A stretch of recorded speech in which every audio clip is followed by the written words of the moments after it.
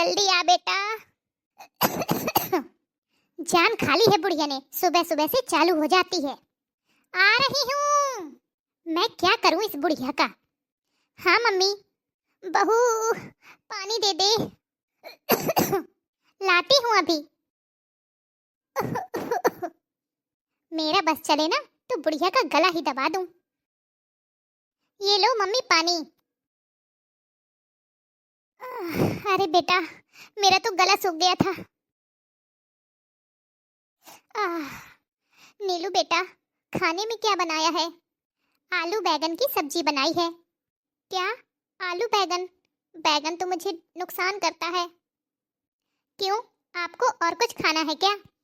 बेटा मेरे लिए तो ये कोई नई फरमाइश ना करते, अब कह दो वही खा लूंगी।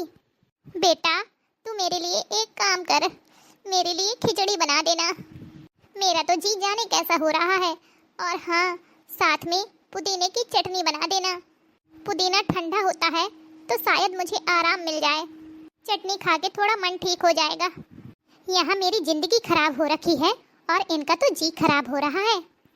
ठीक है बना दूंगी। हे राम। हाय नीलू, नीलू मर गई। नीलू जान खा रखी है इस बुढ़िया ने। 2 पल के लिए आराम तक नहीं करने देती। पता नहीं कौन से जन्म का बदला ले रही है। हे भगवान, आपने भी मेरी बात सुनना बंद कर दिया है। अब उठा ही लो इन्हें तो ज्यादा अच्छा है। आ रही हूँ। अब क्या हुआ मम्मी जी?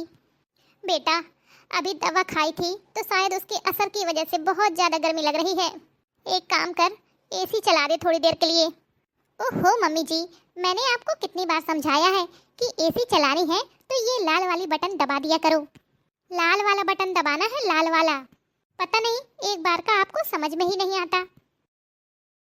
चला दिया, अब खुश? हाँ बेटा ठीक है, अब जा तू। अब मैं तुझे परेशान नहीं करूंगी। एक बार की तो इनको समझ में आती ही नहीं है। हर छोटी छोटी बात में मुझे चिल्लाने लगती हैं। मैं घर के काम करूं या 24 घंटे इनकी देख रेख करूं? चलो समधन जी, बीमारी में ही सही, कम से कम आप मुझसे मिलने तो आईं। नीलू, नीलू। और समधन जी घर में सब कैसे हैं? सब ठीक है बहन जी। मुझे आपकी तबीयत के बारे में पता चला तो मुझसे रहा नहीं गया। नीलू देख तो बेटा कौन आया है। आज तो मैं इस बुढ़िया को अच्छे से बता के ही रहूंगी। बहुत हो गया अब। हाँ क्या कह रही हो? अरे बेटा देख तो कौन आया है। कैसी है बेटा? अरे मम्मी आपने फोन करके भी नहीं बताया कि आप आ रही हो।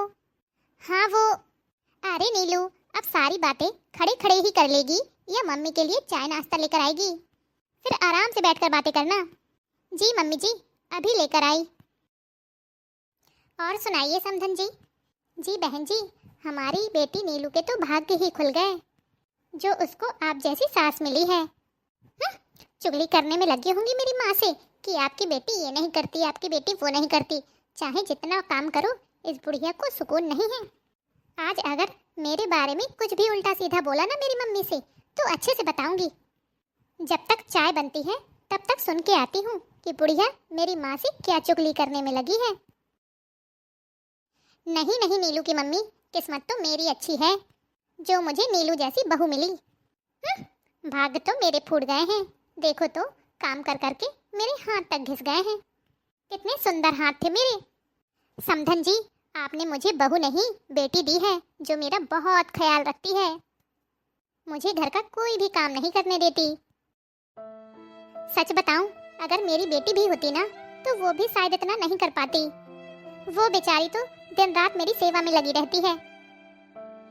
मेरे मुंह से बस एक बार निकले, चाहे वो कुछ भी बनाने के लिए हो, तुरंत मेरे सामने हाजिर करती है। सारा दिन जी मम्मी जी कह के तो उसकी जुबान नहीं थकती। लाई मम्मी जी अभी लेके आई। सच बताऊं नीलू की मम्मी, मैं बहुत किस्मत वाली हूँ जो मुझे नीलू जैसी बहू मिली। सारे काम चाहे पड़े रहें, सारा दिन मेरी सेवा में हाजिर रहती है। इस समय तो मेरी तबीयत खराब है तो मैं कुछ करती नहीं, लेकिन उसके पहले भी जब मैं ठीक थी तब भी वह सारे काम अकेले करती रही है। मुझे कुछ भी नहीं करने देती। उसने आते ही पूरा घर संभाल लिया है। सच बताओ नीलू की मम्मी, नीलू जैसी बहू पाकर तो मेरा जीवन धन्य हो गया। आपने मुझे बहू नहीं बेटी दी है, और मुझे क्या चाहिए? हे भगवान, मैंने ये क्या कर दिया? जिनको मैं दिन रात कोसती रही, वो मेरे बारे में ऐसा सोचती हैं। हे भगवान, किस मुंह से माफ़ी मांगू मैं अब इनसे?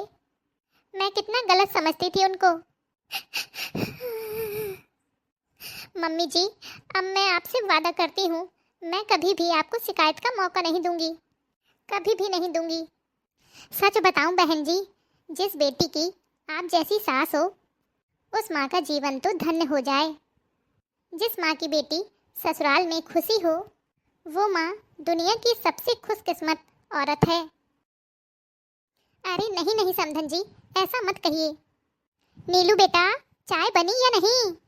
जी मम्मी जी, बस अभी लेके आई।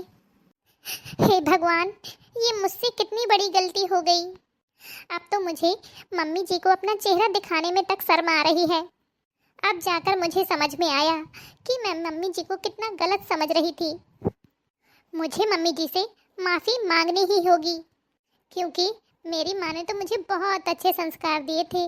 मैं ऐसे कैसे हो गई? उन्होंने कहा था कि बेटा, ससुराल में जाकर सबका मान सम्मान करना, अपने सास ससुर की खूब सेवा करना। सेवा तो बहुत दूर, मैंने तो कभी मम्मी जी से 2 शब्द प्यार से बोले ही नहीं। हेलो दोस्तों, कैसे हो आप सभी? उम्मीद करती हूँ अच्छे ही होंगे।